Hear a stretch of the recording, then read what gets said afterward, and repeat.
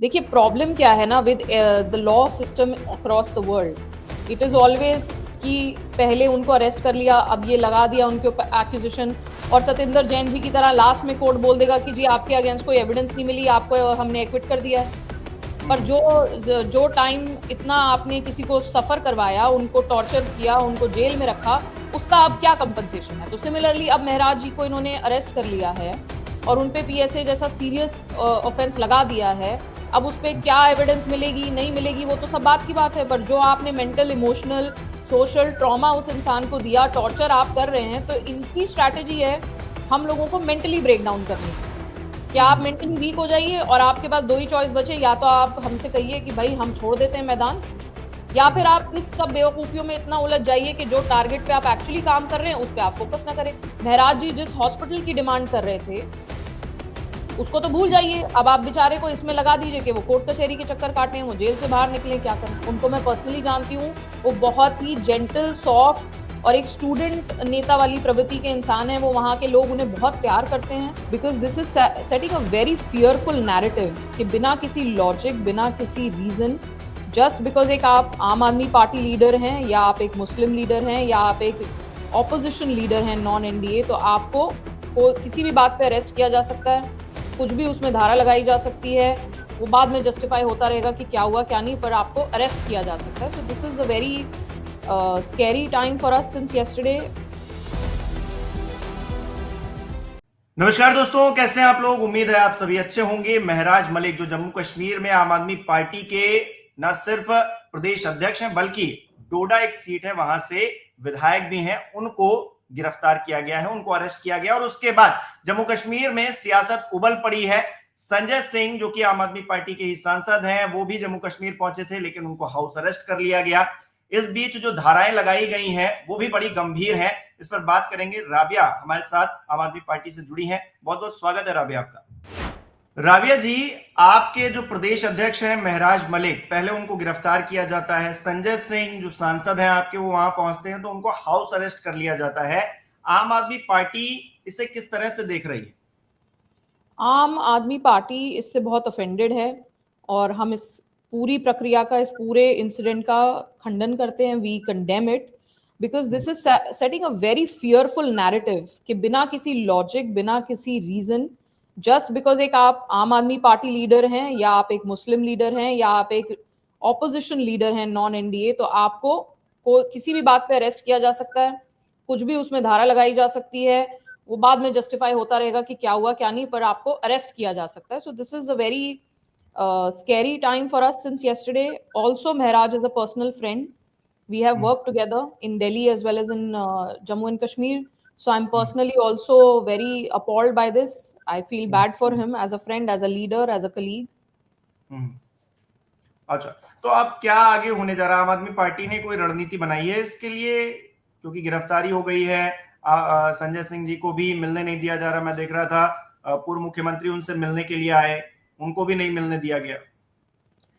तो रणनीति ये है कि अरविंद सर उनको पूरा सपोर्ट कर रहे हैं। हम लोग जो भी बेस्ट लॉयर्स होंगे वो देंगे उनको। पार्टी के जो सारा वर्कर्स हैं हम सब उनके साथ खड़े हैं। जो भी सपोर्ट उनको और उनके परिवार को चाहिए होगी वो हम देंगे। जैसा आपने कहा कि संजय सर और इमरान सर भी यहाँ से गए हैं एंड वो लोग वहीं पे हैं। उनको हाउस अरेस्ट किया, स्टेट गेस्ट हाउस के अंदर, बाहर नहीं निकलने दिया गया। डॉक्टर फारूक अब्दुल्ला साहब उनसे मिलने आए, उनको अंदर नहीं जाने दिया गया। इतने एजेड वो हैं, इतनी बड़ी पर्सनालिटी है, उनको गेट के बाहर खड़ा रखा पुलिस ने। So this is just nuisance that is being caused by the agencies and the opposition, और ये अच्छा। बहुत ही ऑफेंसिव प्रक्रिया इन्होंने की है। पीएसए लगाया गया है, मतलब पीएसए लगाया जाना कोई छोटी मोटी चीज नहीं है, मतलब बहुत बड़ी चीज है अपने आप में अगर देखा जाए।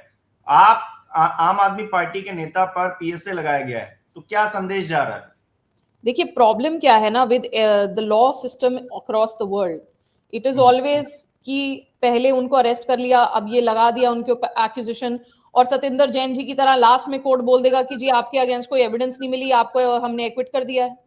पर जो टाइम इतना आपने किसी को सफर करवाया, उनको टॉर्चर किया, उनको जेल में रखा, उसका अब क्या कंपनसेशन है? तो सिमिलरली अब महराज जी को इन्होंने अरेस्ट कर लिया है और उनपे पीएसए जैसा सीरियस ऑफेंस लगा दिया है, अब उस पे क्या एविडेंस मिलेगी नहीं मिलेगी वो तो सब बात की बात है, पर जो आपने मेंटल इमोशनल सोशल ट्रॉमा उस इंसान को दिया, टॉर्चर आप कर रहे हैं, तो इनकी स्ट्रैटेजी है हम लोगों को मेंटली ब्रेक डाउन करने की।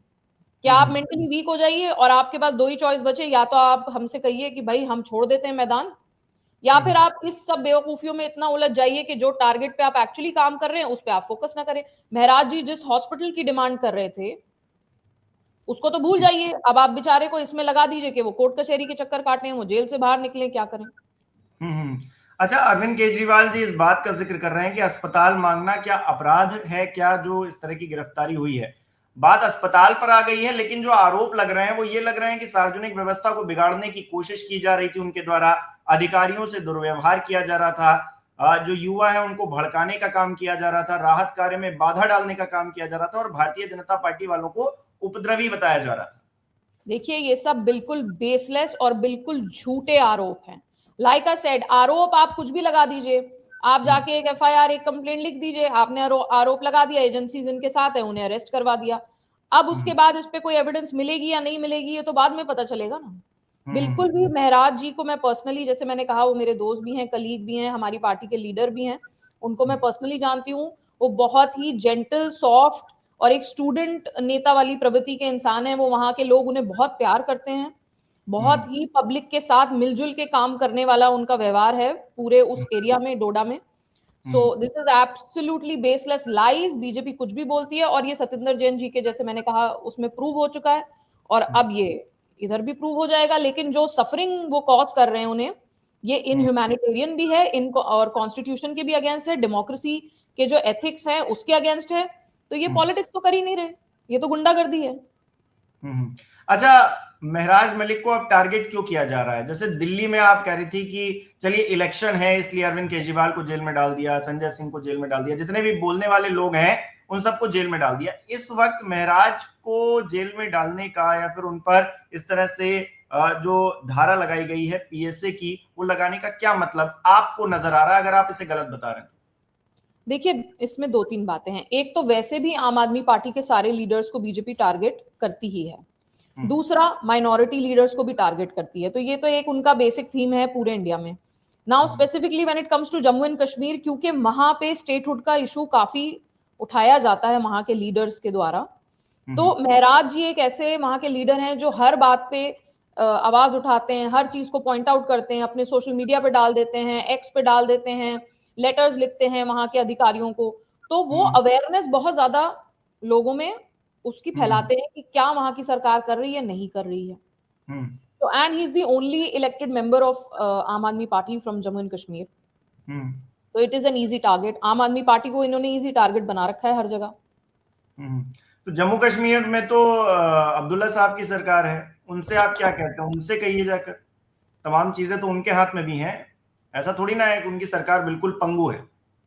नहीं, दैट आई अग्री कि उनकी सरकार के हाथ में भी कुछ चीजें हैं, लेकिन उनका क्योंकि because they don't have statehood yet, बहुत सारी चीजें जो हैं वो बीजेपी और ऑपोजिशन के हाथ में है। और ये पूरा जो एक्ट है वो क्लियरली उमर सर और डॉक्टर साहब की तरफ से और उनकी पार्टी और उनकी गवर्नमेंट की तरफ से नहीं हुआ है, वो तो हमारे सपोर्ट में खड़े हैं।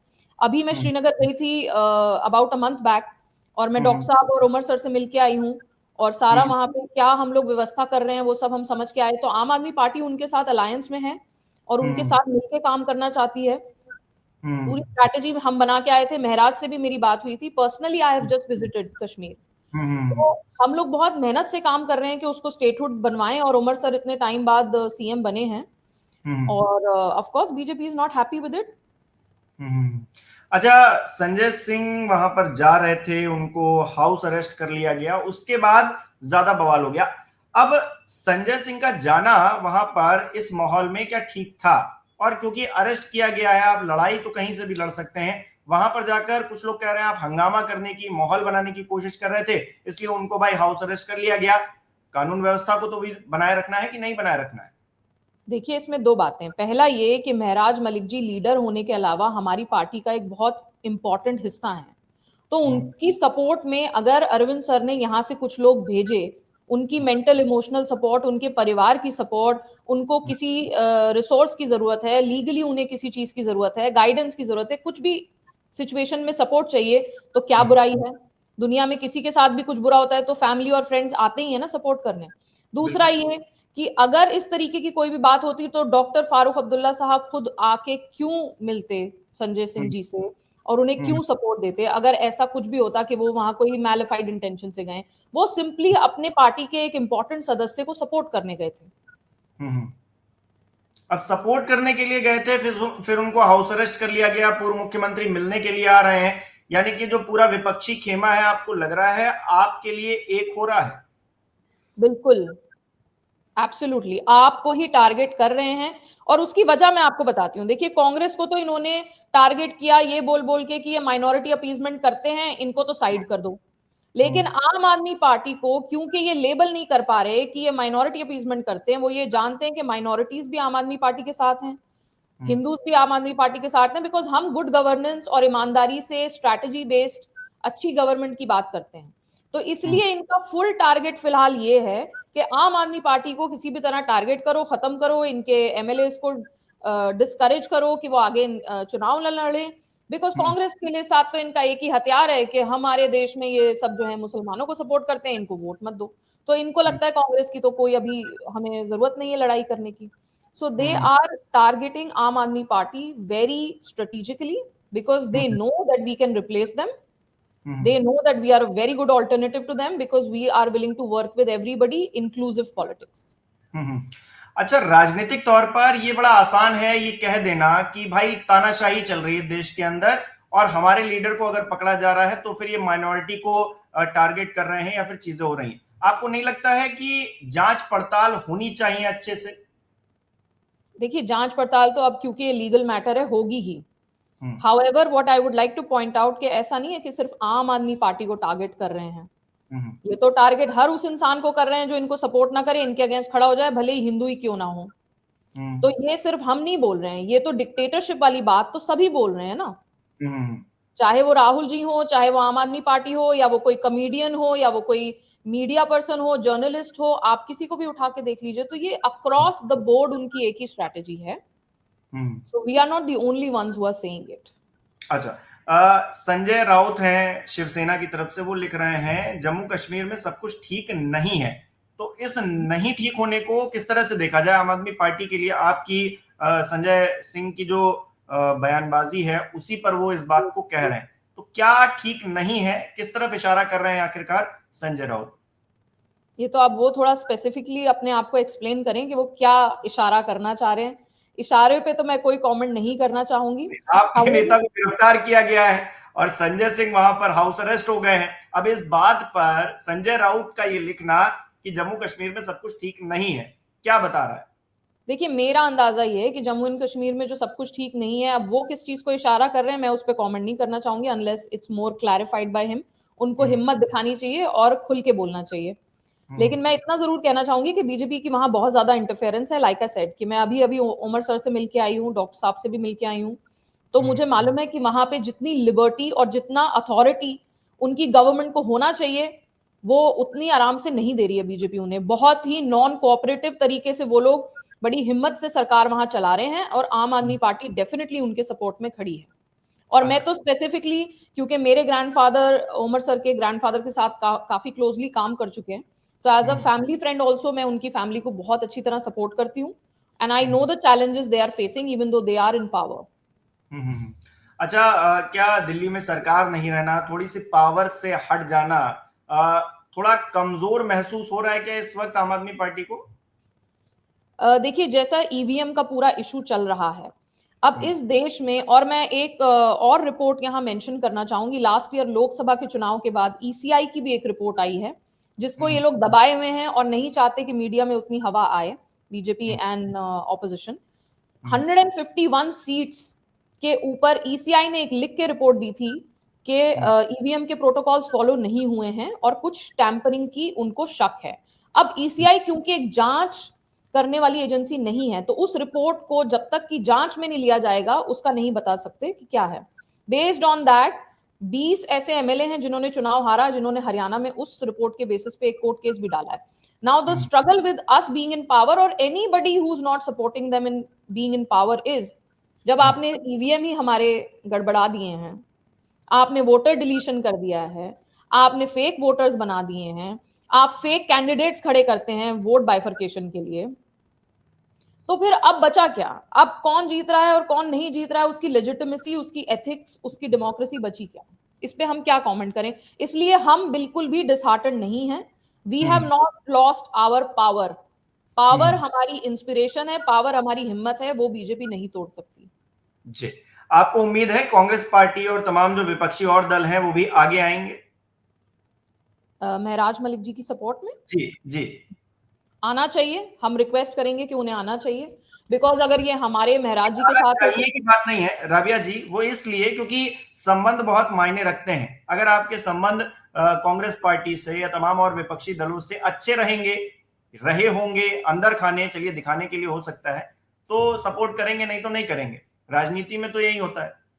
देखिए, जितना मैं जानती हूँ, मैं कांग्रेस पार्टी के लीडर्स से भी मुलाकात होती रहती है, अखिलेश भैया से भी होती रहती है, like I said Umar sir से भी मैं अभी मिल के आई हूँ।